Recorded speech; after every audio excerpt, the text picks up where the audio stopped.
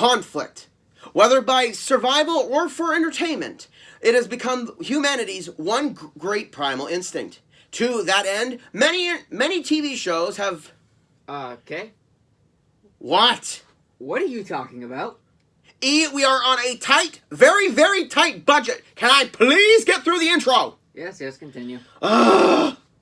Anyway, conflict has created many forms of entertainment, whether it be boxing, ultimate fighting, or on YouTube, death battle. And that is where the Game Hub will shine today. Hello, ladies and gentlemen. Welcome to the Game Hub. I am your host, Gamer K. This is my best friend and co-host, Dark Vanguard Ren, or E, as I call him. Hello. And welcome to 2020! We did it! Yep. I mean, I haven't gotten that many followers or subscribers or... Well, these things take time. At least I haven't been demonetized. Yeah. Anyway, we are here today for the very first video of 2020. Death Battle has become a great thing on YouTube, pitting two different characters against each other to find out the ultimate question, who would win? And here at the Game Hub today, we will be doing something very similar. I have picked 26 combatants on my top 13 list, and me and E will... I'm Gamer K, and he's E. And we are going to, well, discuss who would win. Dude, please, do Wiz's line. It is our job to... It is our job to analyze their weapons, armor, and skills. To find out who would win a death battle! Screw attack, death battle, this goes out to you guys. Love your content, and this is why I wanted to do a list in the same version you guys would do. So E and I will talk about each character's strengths, skills, and armor, and debate among the two of them who could win the death battle. Let's begin with number 13.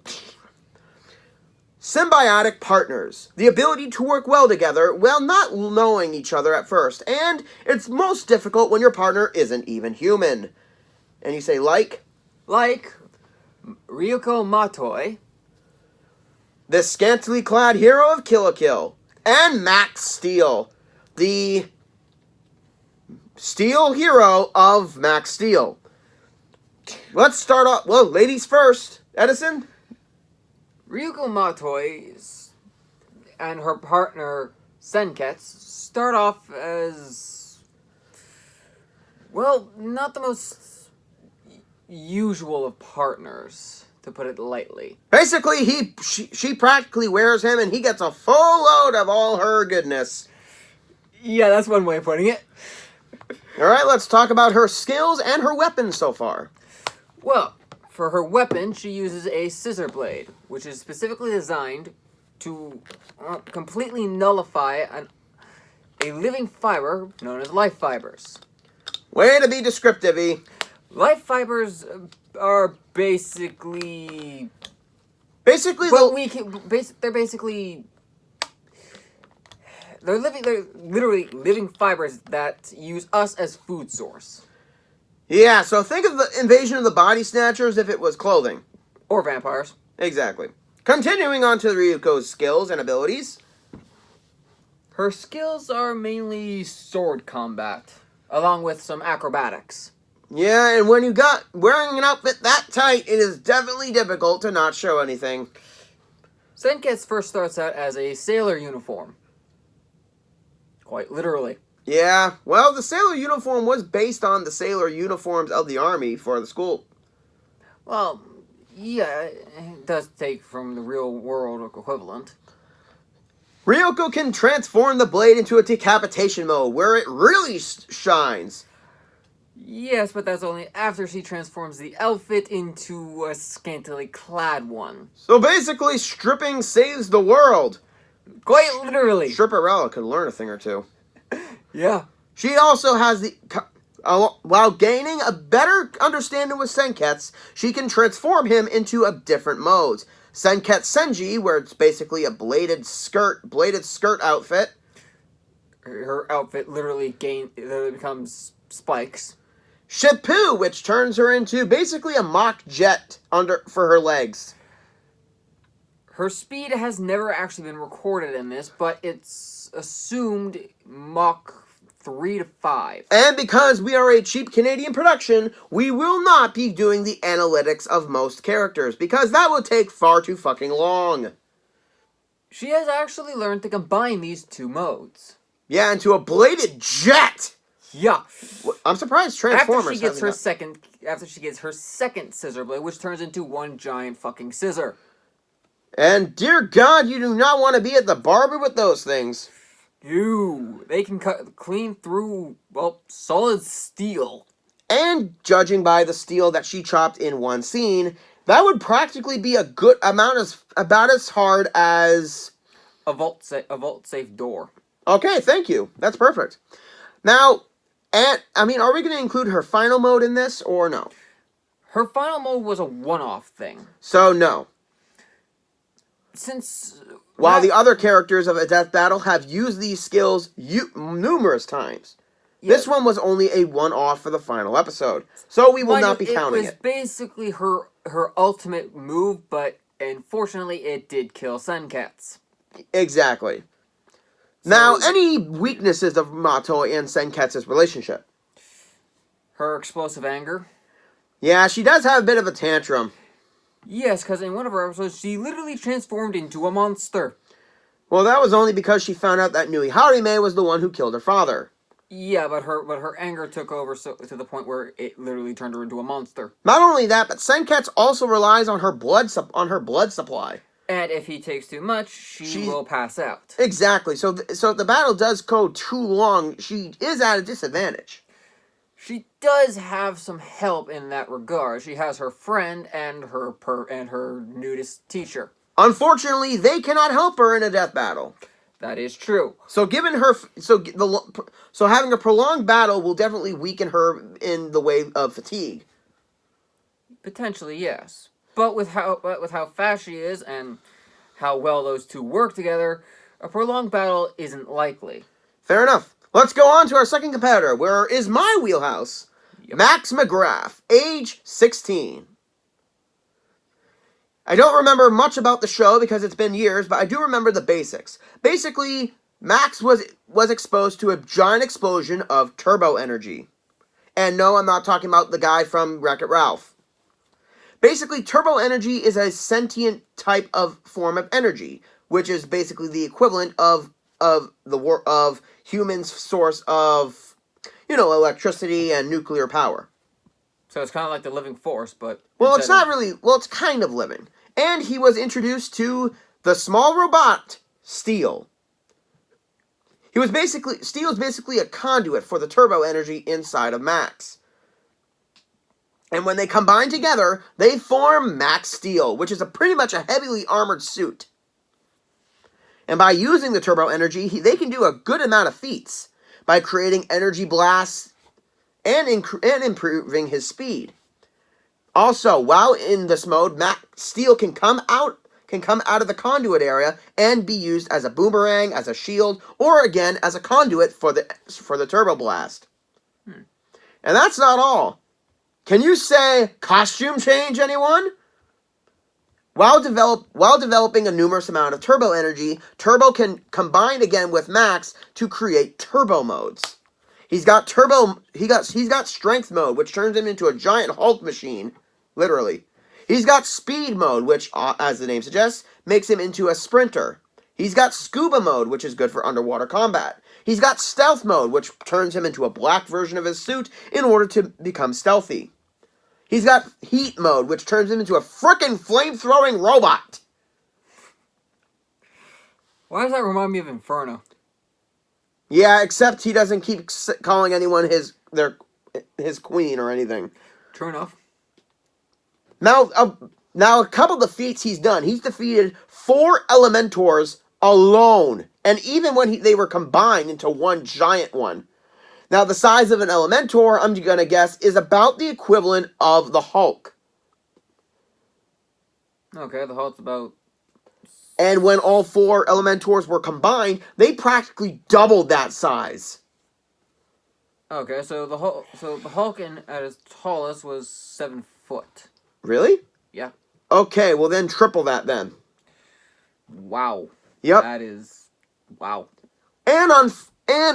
and I'm just going to say this, their feats excise other things, but I excise previous goals, but there's not really that much that I can remember about to record it.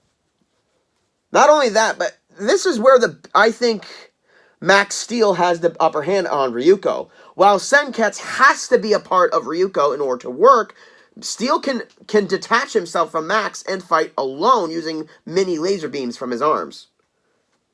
That would put him at a better advantage. I do agree with that. And unlike Senketsu, Steel doesn't require to absorb anything. He's just a conduit in order to prevent the turbo energy in Max from basically destroying him. Yeah. So, unfortunately, once in a while they will get into a disagreement or something, but they get over it pretty quickly, and they use their ingenuity in order to combat a lot of terrible situations they've been put in. So, with this battle, who would you think would win the death battle? Unfortunately, it would have to go to Max. Reason? Well, he has more options for his alternate forms. Mm-hmm. And like you said, he doesn't have to rely just on being in that combined form. They can fight as two separate entities. Correct. Which puts Riku and Senketsu at a disadvantage.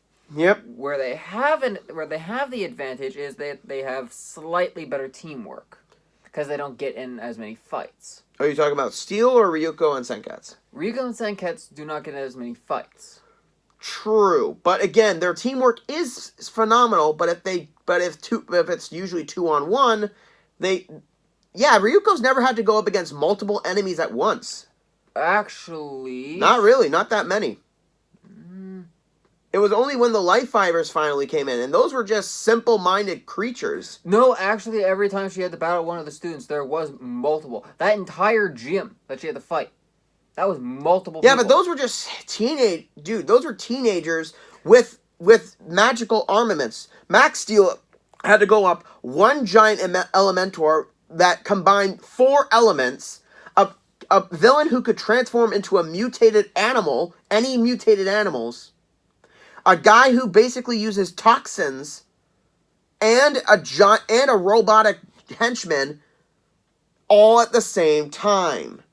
Okay, fair. Those feats are quite impressive. But if we want to take in her final battle, she would still lose no matter what. I do agree with that.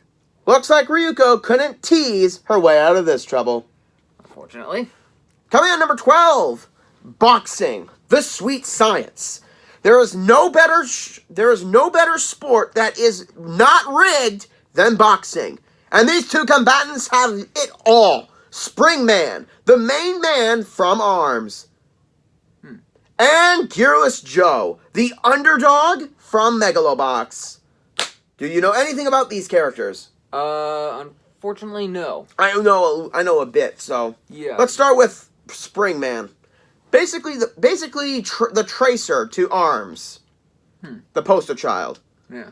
I don't know that much about his backstory or anything, but what I do know is that his boxing fatigue is all boxers in the game ARMS have, multiple arms.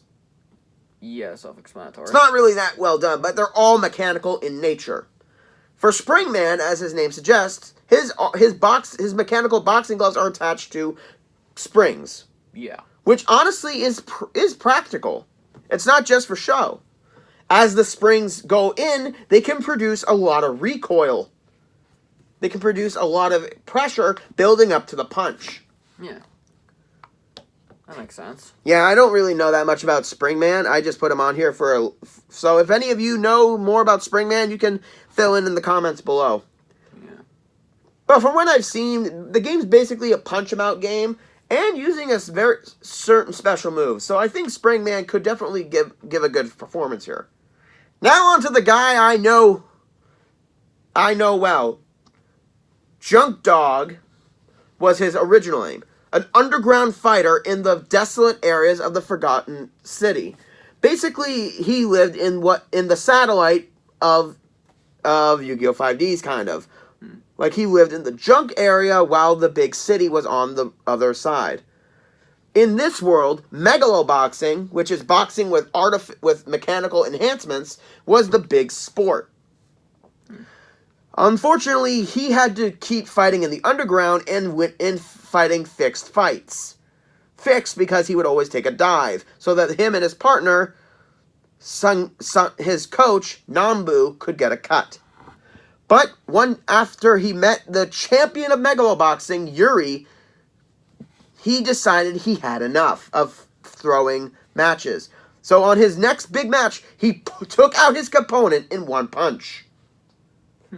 And that's when they went with a mob boss in order to fake an ID so he can enter the city and enter Megalonia. And this is where it gets interesting. Alright. He's the only fighter to not use gear. Gear is the cybernetic enhancements that all boxers use. He thus gave him the nickname Gearless Joe. And he's basically an old school boxer where he uses actual training and not just robotics. While a good majority of his opponents had mechanical parts that had various gimmicks, like turning a corkscrew punch into a literal corkscrew, or armament on their chests, he had just boxing gloves and his wit. But luckily for Joe, all that fighting in the underground turned him into a literal absorption bag. It's like being, as said in the show, it's like being hit with an iron. Being hit with a hot iron. The more he gets hit, the more durable he becomes. Wow. And he won every single match without gear. Impressive. And even one time when he finally got to the second final match, he was told to throw it. That's the whole reason that the mob boss got him into Megalonia, just so he could lose the second last match so they can make a killing. But his pride got the better of him, and he took out the second best in the league. And here's where it gets interesting. In the record of Megalonia, all his exhibition matches to get into the tournament, and his 2 matches in the tournament, and the final match with the champion, which after seeing Joe's passion of fighting without gear, he had his surgically implanted gear removed, which for the next 2 days put the champ in shock. Wow. Just so he could fight Joe mano a mano without gear. And Joe won all 13 matches. Wow. No loss. Unfortunately, Joe's footwork is his biggest strength. Unfortunately, having to go up against someone whose body parts can stretch like Springman here, I'm not sure he can take this match. Even though I'm a fan of Gearless Joe, going up against Springman may prove a bit of a challenge. Well, if Springman continuously hits him, if Joe can prolong the match, Springman's punches will eventually have no effect. That, and if he can close the gap from those arms, Joe is deadly close range. If from what you said about his footwork is an indication, then that's not going to be a problem. Mm-hmm. So who would this match go to? Personally, I'm going to give it to Gearless Joe. Yeah, and honestly, aside from the fact that we know nothing more about Springman, Gearless Joe has had an undefeated losing streak, and he was an underdog the entire competition. Yeah. So it looks like Gearless Joe took the spring out of the guy's punch. Yeah. Coming in number 11, Space. It should be interesting. Many believe that we have not explored every reach of the universe, and these 2 heroes use the power of space to fight evil, like Stellar, the Mega Man of Mega Man Star Force, and Gentaro Kizaraki, the Pompadour High Schooler of Kamen Rider Forze. So, who do you want to talk about first? Because I know both of these. Yeah, let's talk about the Mega Man one first. Stellar, age 12. This game takes place millions, practically 1,000 years after Mega Man Battle Network 6. So, Stellar loved space, just like his father, Kelvin Stellar, who was an astronaut. Before going on to a mission, he gave his son Visualizer, which is pretty much fancy sunglasses, which can see the wave road, which is basically electronic waveforms that form into a road that no human can see with the naked eye. Then one day, while on a space mission, his father was lost. It's just a message. And at that time, Geo decided never to get close to anyone ever again. Pretty much staying homeschooled until he was ready to go.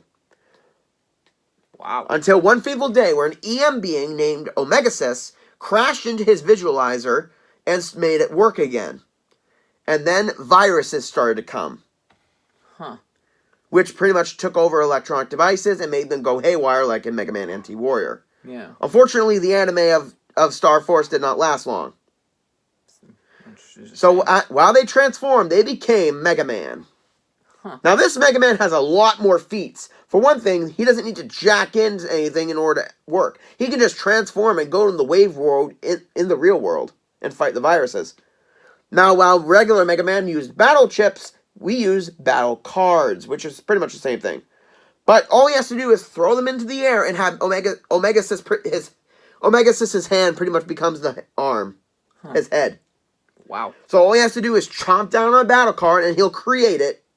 He's got swords, he's got gatlings, he's got a break saber, he's got elemental knuckles such as stun knuckle, poison knuckle, and freeze knuckle.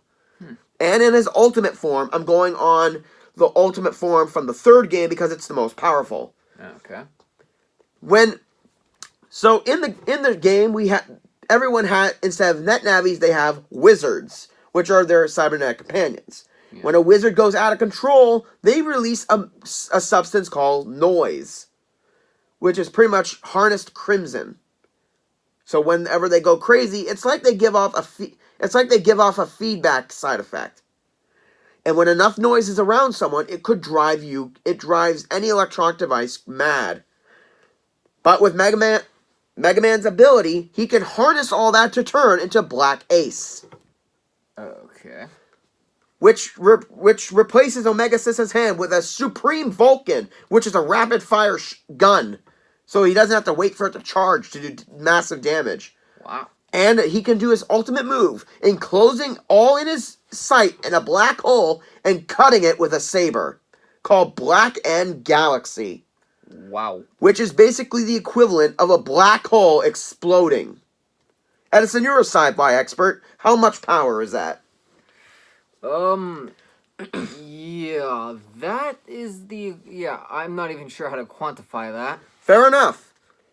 Although they didn't get along in the beginning, they became more than friends. They became partners.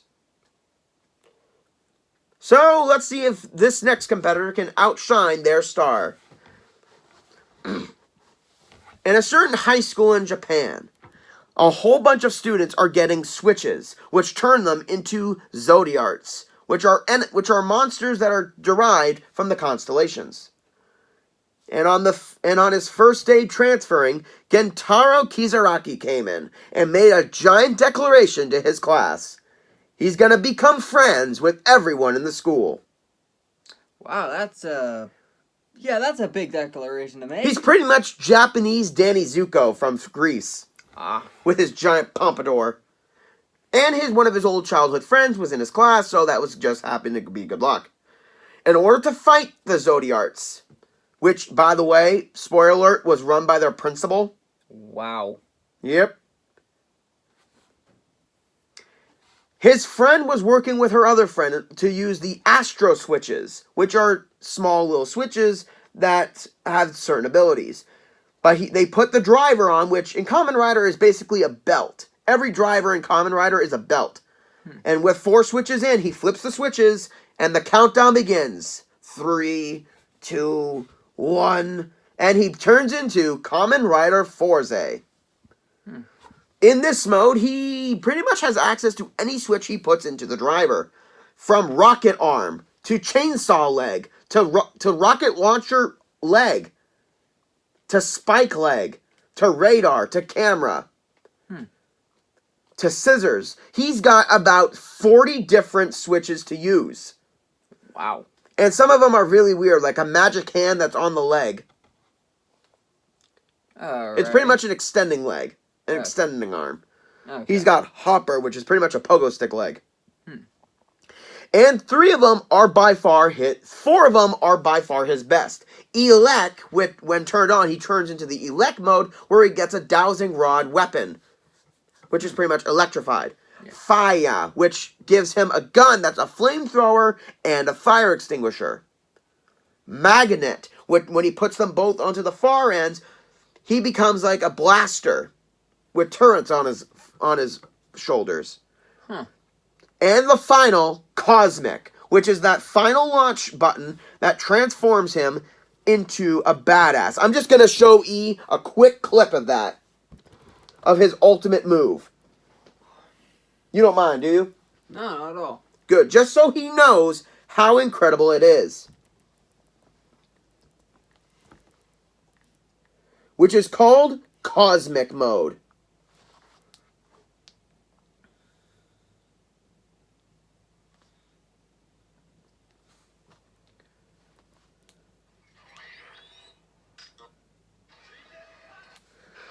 So after charging his enemy, he warp drives them right into outer space. Seeing him doing it here to Zodiac Ares.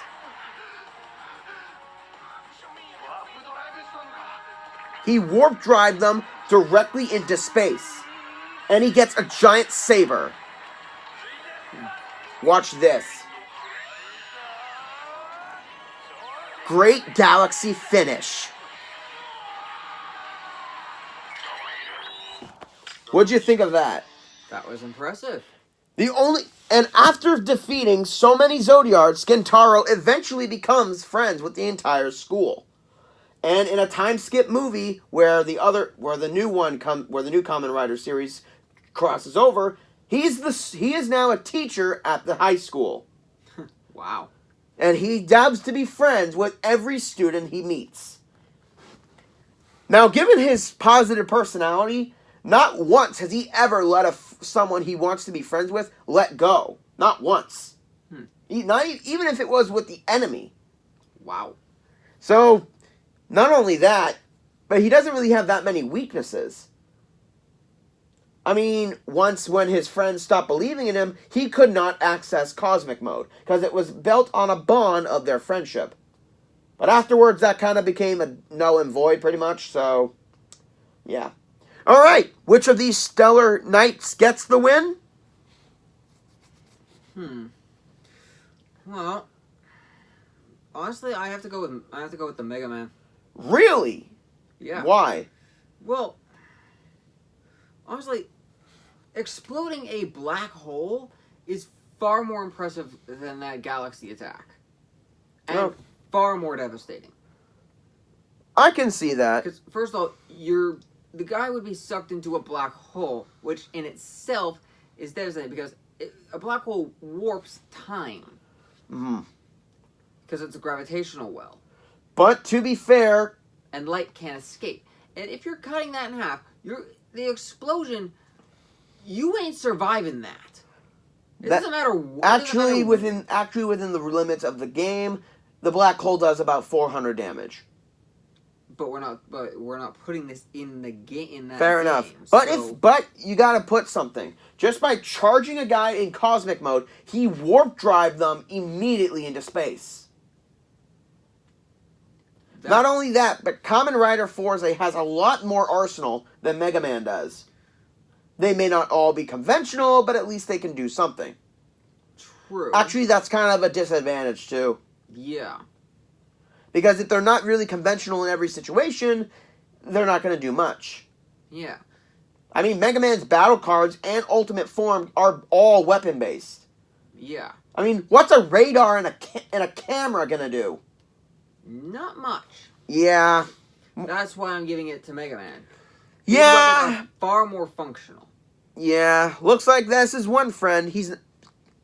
Forza's not making anytime soon. Yeah. Coming in at number 10. Wow, we're only at number 10. Jeez. Once the digital age came out, there was only one threat that any cyber geek would ever fear. And that would be what? Viruses. Yep. Like these two super viruses. Caramon, the virus Digimon of the digital world, and Xana, the intelligence AI supervirus that threatened the Lyoko warriors. Do you know anything about these two? I barely watched Digimon. And you definitely did not watch Code Lyoko. No. Okay, so you remember Karamon, right? From the movie? Oh, yeah, yeah. So for the sake of the battle, let's say he can go from Karamon to Inframon to Diaporomon. Alright. So in Karamon, he's actually quite squirmy. Yeah, I would describe it that way, yeah. Not only that, but his only attack is Bug Blaster, which isn't really that threatening. Although by eating a large amount of data, he does become quicker and faster and stronger. Yeah, that could help him in this kind of battle. In Inframon mode, he can pretty much enclose it into his body and become like a giant missile.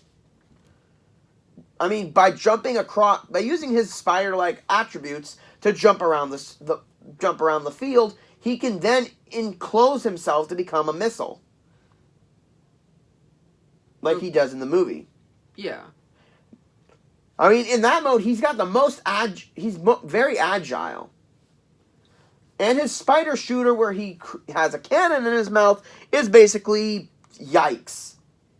So basically something to avoid. Yep, and his Mega Mode, Diaporomon, is by far the ugliest Digimon we've ever seen. Yeah, I would have to agree with that. His attacks include Cable Crusher, where he uses his claws to strike at the opponent, and Web Wrecker, which is that ultimate blast from his stomach. Yeah. Unfortunately, in this one, he is not able to copy himself. Thank God. Yep. And by giving his long arms and long legs, he does still have the maneuverability of Inframon with greater power. Which, in a death battle, could give you an advantage. Unfortunately, because both of these combatants are in a cyber world, the battle will be taking place inside of a cyber world too. Oh, obviously. So if Diaporomon can corrupt enough of the world, Xana could pretty much be done for. True. Now let's get on to the virus himself. Xana was an accident. He was supposed to be a cybernetic defense system that became sentient. And So, like Cyberdyne. pretty much. And tried to take over the world. Yeah, so exactly like Cyberdyne. Of course! Yeah. What are Xana's feats? Well, in the real world, he can come out of Lyoko and create a polymorphic specter. This is when you ask what? A what? Polymorphic specter is basic. Think of it like a ghost that can shapeshift into anyone or anything Xana needs. Or in the beginning of the show, he used to possess a whole bunch of items in order to destroy the Lyoko warriors outside of Lyoko, such as possessing a whole army of rats. What? So he was trying to recreate the Black Plague? No, these rats were vicious. He also possessed crows, robots, and even an alien costume that had acid spitting capabilities. Hi, I have a flamethrower. Goodbye costume. Yeah, these are teenagers we're dealing with, dude. Yeah, you don't think that they're going to do something crazy and stupid? Fair enough. Not only that, but he's also possessed people, too, in order to get what he wants. Yeah, that is one creepy virus. He is. And in Lyoko, he's even worse. Aside from fighting himself, which he doesn't really do, while Xana's corrupting people on the inside from the outside, inside he's got his legion of monsters, which go from Kenkerlots to the small wimpy ones, Hornets, which are basically hornets that can shoot acid, Tarantulas, which are my favorite. They can go on their back legs and use their front legs as powerful guns. And they are the strongest, too. Wow. Mega tanks, which are rolling balls that create a linear beam.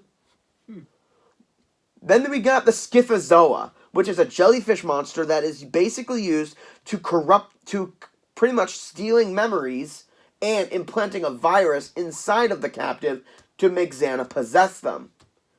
And the biggest one of all, the Colossus, which is basically a giant magma monster with a giant blade for an arm.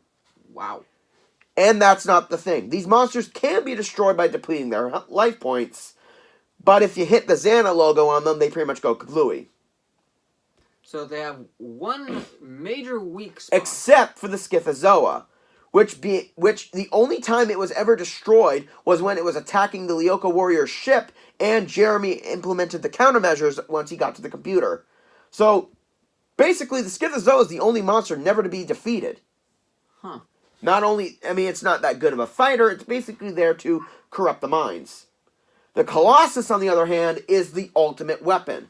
It can only be defeated if the symbol on its head and its sword arm are hit at the same time. And this thing is tall as hell. Well, it is called a Colossus for a goddamn reason. Yeah, by given the scale of the tower that it was in front of, and the tower is about the size of a basketball hoop, if I'm being generous, compared to the size of the Lyoko warriors, the Colossus is about the size of two Godzillas combined. Wow. Now, Xana does have a problem. Because he is in Lyoko, and the Lyoko, think of the Lyoko as is a supercomputer. And in order for the supercomputer to be active, it needs fuel. And in one episode, when it was literally running out of fuel, Xana desperately possessed an escaped convict to steal the radioactive material they needed. And in that episode, the Lyoko warriors worked with Xana, because at the time, the pink-haired waifu, Aelita, was connected to Xana. So if the computer goes, so does she. I mean, she wouldn't die, she just went comatose. Which is still bad. Yeah. So, out of these two super viruses, who gets the win?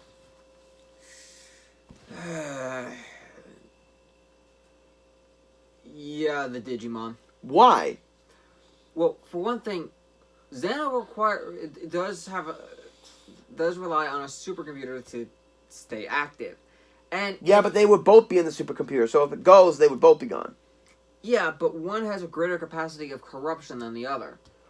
True, but Diaporomon doesn't really have a chance against the multitude of monsters.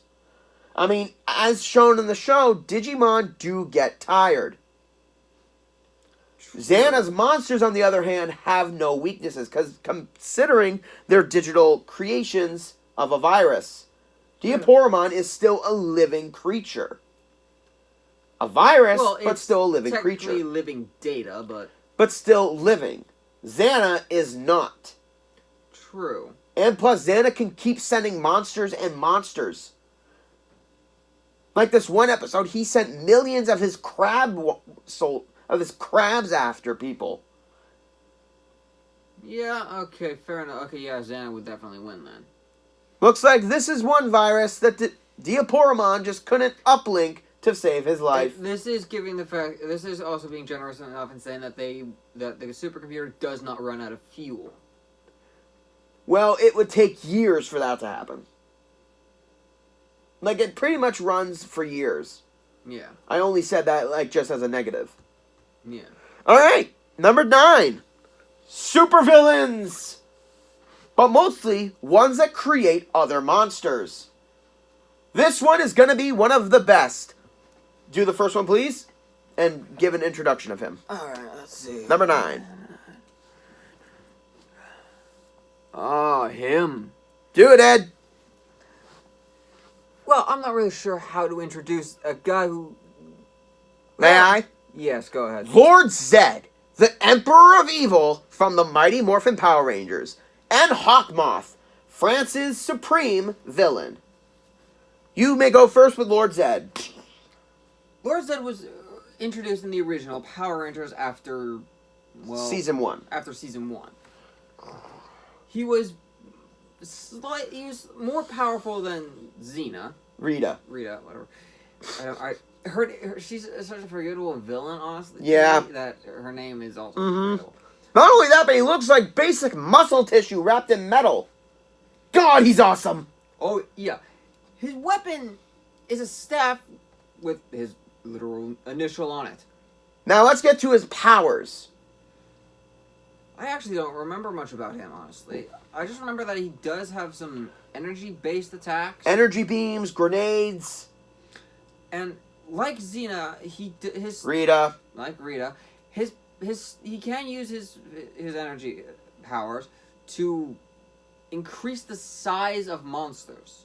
Yep. Speaking of the monsters, Lord Zed doesn't need putty in order to create them like Rita did. Lord Zed could just look at an object on Earth and transform into a monster. Yeah, which puts him far higher league than Rita did. Yeah. Not only that, he's just more badass looking, and also with that armor, he's more combat suited. Yeah. Now, can we go to my dude? Go ahead. France in modern day. An evil villain lurks within the shadows. Hawkmoth. You have no clue. Not a clue. Basically, Hawkmoth's goal is to retrieve the Black Cat and the Ladybug Miraculous. When they are brought together, the user can have any wish granted. And what's his wish? You'll have to watch the show and find out. Not you, obviously. Well, yeah. So basically, Hawkmoth, in order to do this, he creates, using his Miraculous, which is a peacock brooch. No, not peacock. A butterfly brooch. He has the power to create supervillains. Huh. But there's a catch.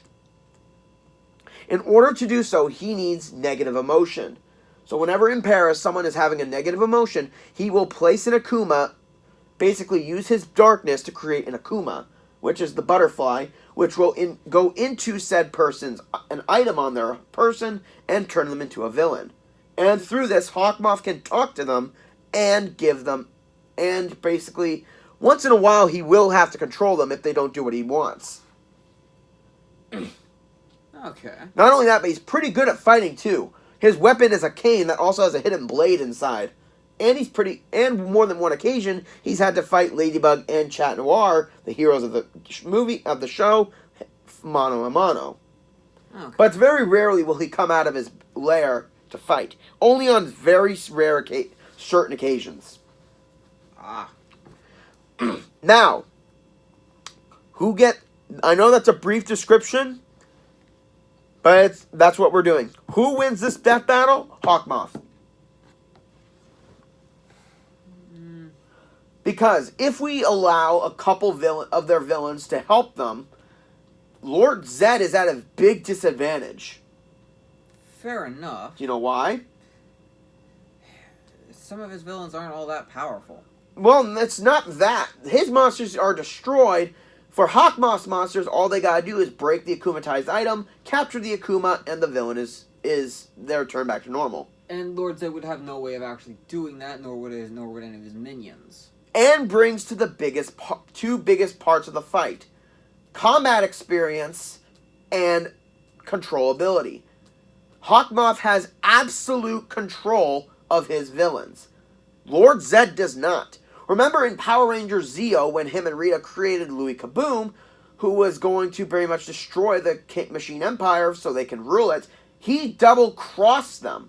Yeah.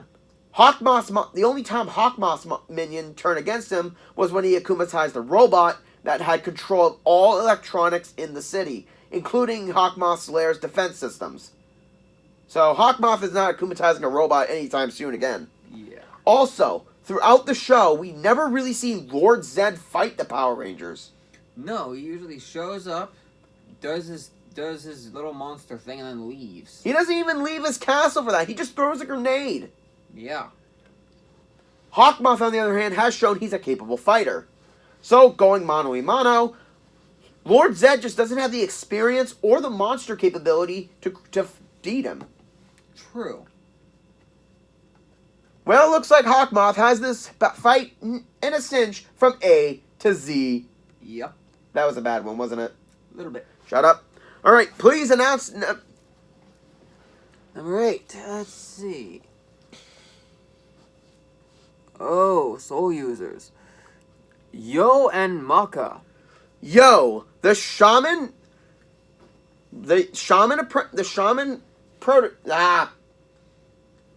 shaman from Shaman King. And Maka Albarn. Well, basically a Reaper in training. Pretty much. All right, let's get down to it. Let's start with your girl, Maka. Well, This is all you, my man. okay. Get up there. Maka does have her own partner, like Yo does, but her partner is a living person and not a spirit. She has the ability.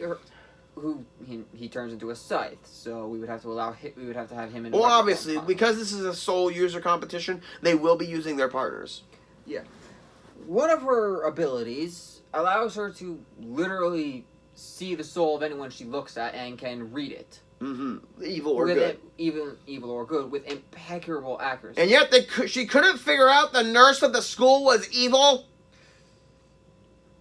Yeah, or even the Grim Reaper himself couldn't do that. So. Or is it because, like in Assassin's Creed, if the person believes this person is good, then it's kind of off?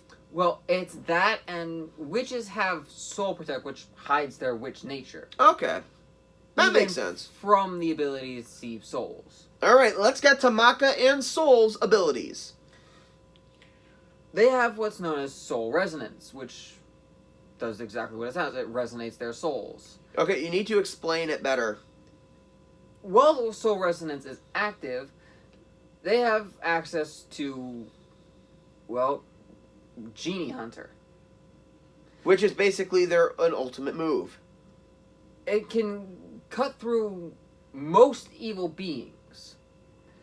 Their more powerful form, Xiii Hunter. Oh.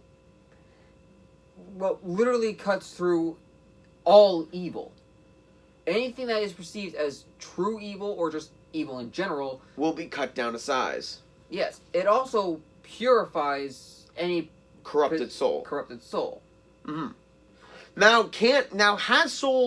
Is Soul able to turn back and fight on his own?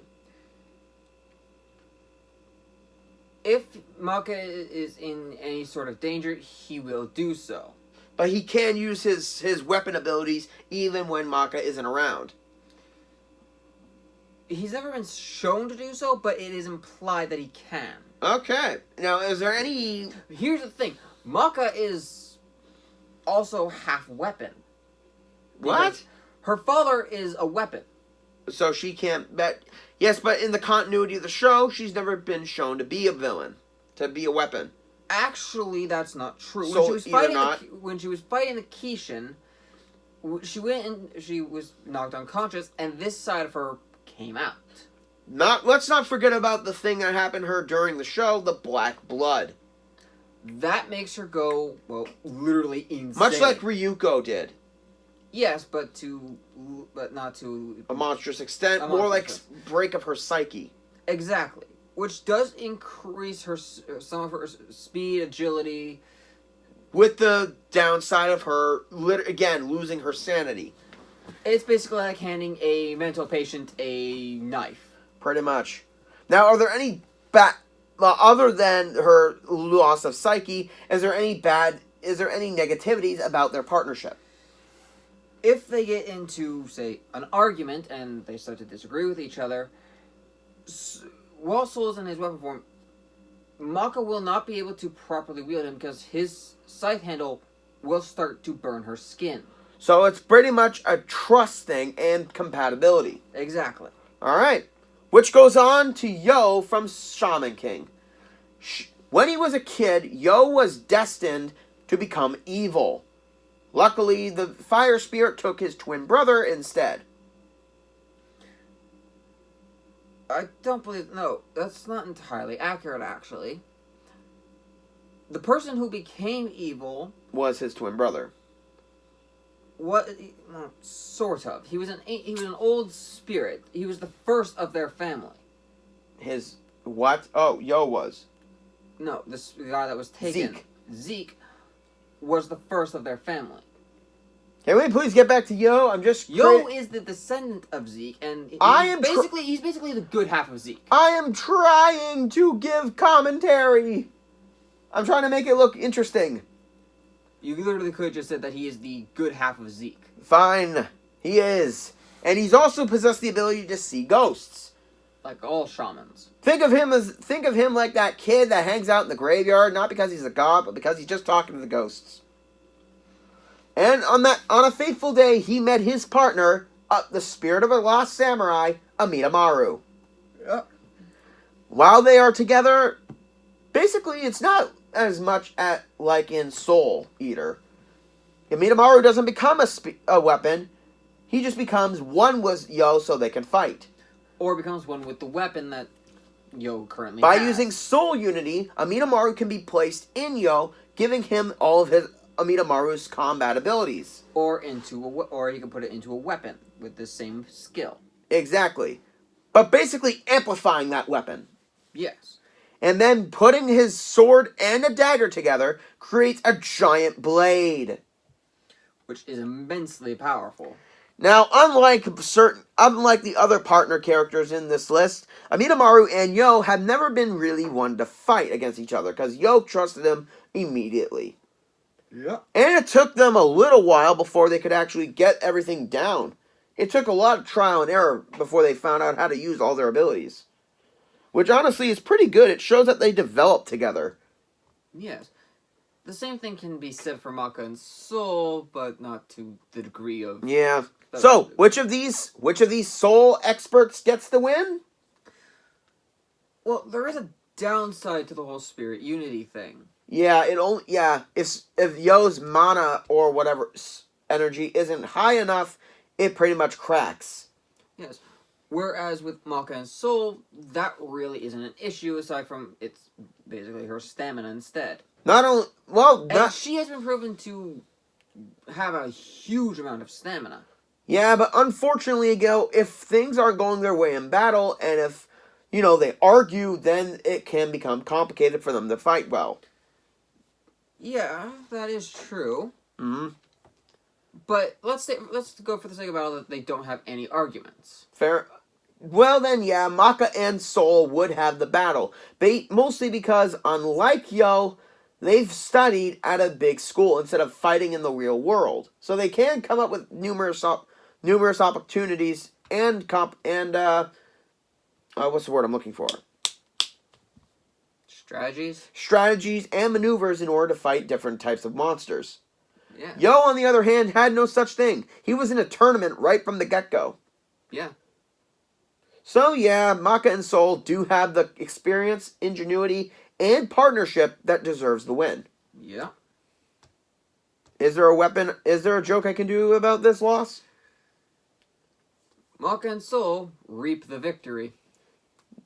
Yo. There you go. Alright. That's the end of this video. We'll be right back with part 2 because this is going too long. Yeah. See you in part 2. This is Gamer K. This is Dark Side Ren, or Dark Vanguard Ren. Logging out.